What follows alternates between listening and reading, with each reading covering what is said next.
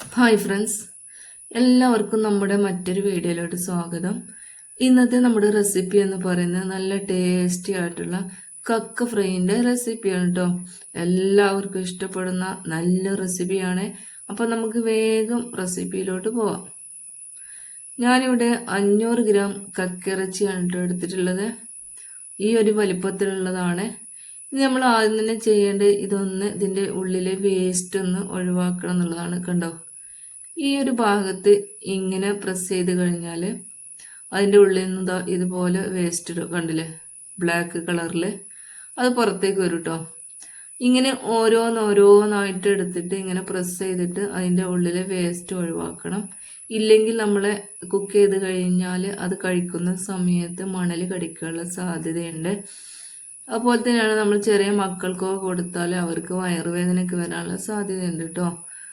അപ്പോൾ ഇതൊരു ടാസ്ക് തന്നെയാണ്. ഞാൻ ഈ 500 ഗ്രാം കക്കിറച്ചി ഏകദേശം 1 മണിക്കൂർ സമയം എടുത്തതിന് ശേഷമാണ് കേട്ടോ ക്ലീൻ ചെയ്തെടുത്തിട്ടുള്ളത്. അങ്ങനെ ഇതാണ് കേട്ടോ നമ്മുടെ ഫൈനൽ ലുക്ക്. അപ്പോൾ നമ്മുടെ ക്ലീനിങ് ഒക്കെ കഴിഞ്ഞിട്ടുണ്ട്. വേസ്റ്റൊക്കെ കളഞ്ഞ് നമ്മൾ നല്ല പോലെ കഴുകി വൃത്തിയാക്കി കൊണ്ടുവന്നിട്ടുള്ള കക്കിറച്ചിയാണ് കേട്ടോ ഇത്. ഇനി ഇതിലേക്ക് ആവശ്യത്തിനുള്ള മസാലകളൊക്കെ ചേർത്ത് കൊടുക്കാം. ഇത് എരിവുള്ള മുളക് പൊടിയാണ്. ഒരു 1.25 ടേബിൾ സ്പൂൺ ചേർത്ത് കൊടുത്തിട്ടുണ്ട്.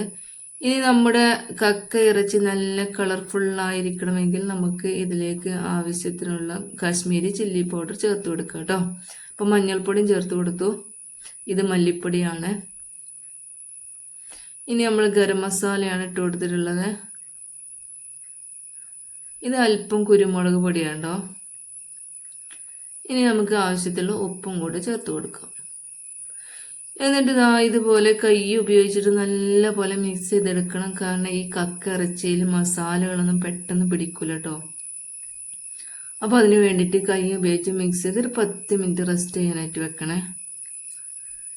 എന്നിട്ട് നമുക്ക് ഇതൊന്ന് കുക്ക് ചെയ്തെടുക്കണം. അതിന് വേണ്ടിയിട്ട് ഞാൻ വിറകടുപ്പത്ത് മൺചട്ടി വെച്ച് കൊടുത്തിട്ടുണ്ട്. അതിലേക്ക് വെളിച്ചെണ്ണയാണ് കേട്ടോ ചേർത്ത് കൊടുത്തിട്ടുള്ളത്. വെളിച്ചെണ്ണ ചൂടായി വന്നതിന് ശേഷം നമ്മൾ ഇതിലേക്ക് കറിവേപ്പിലയും ഇഞ്ചിയും വെളുത്തുള്ളി പേസ്റ്റും കൂടെ ഇട്ട് കൊടുത്തിട്ടുണ്ട്. ഇതൊന്ന് ചൂടായി വന്നതിന് ശേഷം നമുക്കിതിലേക്ക് കട്ട് ചെയ്ത് വെച്ചിട്ടുള്ള ഒരു സവാളയുണ്ട്, അതും കൂടെ ഇട്ട് കൊടുക്കാം.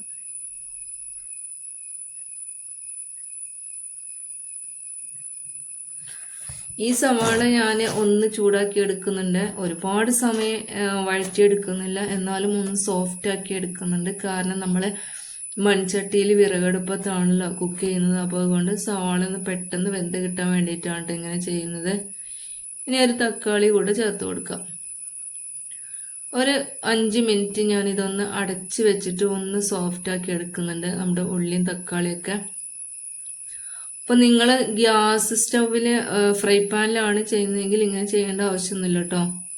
ഒന്നുകൂടി ചൂടാക്കി എടുത്താൽ മതി. ഞാനിപ്പോൾ ഇവിടെ ഒരു 10 മിനിറ്റ് ഒന്ന് സോഫ്റ്റ് ആക്കി എടുക്കുന്നുണ്ട്.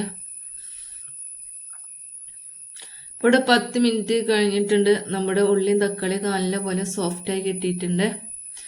ഇനി നമുക്ക് ഇതിലേക്ക് നേരത്തെ നമ്മൾ റെസ്റ്റ് ചെയ്യാൻ വെച്ചിട്ടുള്ള നമ്മുടെ കക്ക ഇറച്ചി ചേർത്ത് കൊടുക്കാം.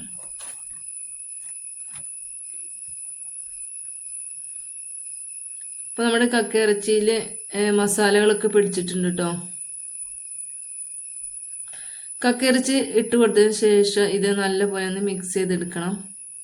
നമ്മുടെ ഉള്ളിയും തക്കാളിയും ഇഞ്ചിയും വെളുത്തുള്ളിയൊക്കെ ഒന്ന് കക്കിറച്ചിയിൽ വരുന്ന രീതിയിൽ നല്ല പോലെ ഒന്ന് ഇളക്കി കൊടുക്കാം കേട്ടോ.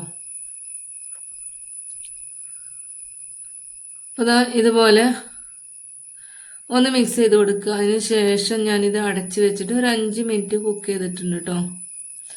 വെറും 5 മിനിറ്റ് അല്ലേ, ഇത് ഏകദേശം ഒരു അരമണിക്കൂറൊക്കെ കുക്ക് ചെയ്തിട്ടാണ് നമ്മുടെ ഫൈനൽ ഔട്ട്പുട്ട് കിട്ടിയിട്ടുള്ളത്. കാരണം നമ്മുടെ കക്കിറച്ചിക്ക് ഒരു അത്യാവശ്യം വേവൊക്കെ ഉണ്ട്. അപ്പം ചെറിയ തീയിൽ ഞാൻ ആദ്യം തന്നെ ഒരു 5 മിനിറ്റ് നേരം സമയം കുക്ക് ചെയ്തെടുക്കുന്നുണ്ട്. ഇപ്പോൾ ഏകദേശം 5 മിനിറ്റ് ആയിട്ടുണ്ട്. നമുക്കൊന്ന് തുറന്ന് നോക്കാം. കണ്ടില്ലേ, അടിയിലൊന്നും പിടിച്ചിട്ടില്ല കേട്ടോ. പിന്നെ ഈ കക്കിറച്ചി ഫ്രൈ ചെയ്യുന്ന സമയത്ത് നമ്മൾ ഒരിക്കലും വെള്ളം ചേർത്ത് കൊടുക്കരുത്. വെള്ളം ചേർത്ത് കൊടുത്താൽ ഒരു ടേസ്റ്റ് ഉണ്ടാവില്ല. ഇപ്പം ഈ മൺചട്ടിയിൽ വിറകടുപ്പത്തായിട്ട് പോലും ഞാനൊരു തുള്ളി വെള്ളം പോലും ചേർത്ത് കൊടുത്തിട്ടില്ല കേട്ടോ. കാരണം നമ്മുടെ വെളിച്ചെണ്ണയും അതുപോലെ തന്നെയാണ് കക്കിയിറച്ചി കഴുകിയ സമയത്തുള്ള ആ വെള്ളവും ഉള്ളിയും തക്കാളിയൊക്കെ ഉണ്ടല്ലോ അതിൽ കിടന്നിട്ട് തന്നെ വെന്ത് കിട്ടും കേട്ടോ. അതാ അപ്പോൾ വീണ്ടും ഒരു 4 മിനിറ്റ് ഇവിടെ കഴിഞ്ഞിട്ടുണ്ട്. ഒന്നും കൂടെ ഞാൻ തുറന്നിട്ട് ഇളക്കി കൊടുത്തിട്ടുണ്ട്. അപ്പോൾ നമ്മൾ ഇടയ്ക്കിടയ്ക്ക് ഇളക്കി കൊടുത്തതാ ഇതുപോലെ ആക്കി എടുത്തിട്ടുണ്ട് കേട്ടോ. ഈ ഒരു ലുക്കിലാണ് നമ്മൾ ആക്കിയെടുത്തിട്ടുള്ളത്.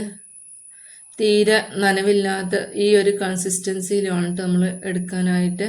അപ്പോഴാണ് നമ്മുടെ കക്കയിറച്ചിക്ക് നല്ല ടേസ്റ്റ് ഉണ്ടാവുക. ഇത് നമുക്ക് ഒരു പ്ലേറ്റിലേക്ക് മാറ്റി കൊടുക്കാം. അപ്പോൾ ഇത് ചോറിൻ്റെ കൂടെ കഴിക്കാം, അതുപോലെ തന്നെയാണ് ദോശ ചപ്പാത്തി ഇതിൻ്റെ കൂടെയൊക്കെ കഴിക്കാൻ പറ്റിയ നല്ല റെസിപ്പിയാണ് കേട്ടോ. അപ്പോൾ നമ്മുടെ വീഡിയോ ഇത്രയേ ഉള്ളൂ. അപ്പോൾ വീഡിയോ ഇഷ്ടപ്പെട്ട് കഴിഞ്ഞാൽ നമ്മുടെ ചാനലൊന്ന് സബ്സ്ക്രൈബ് ചെയ്ത് സപ്പോർട്ട് ചെയ്യാൻ മറക്കരുത്. അടുത്ത നല്ല വീഡിയോയുമായി വീണ്ടും കാണാം. ബൈ.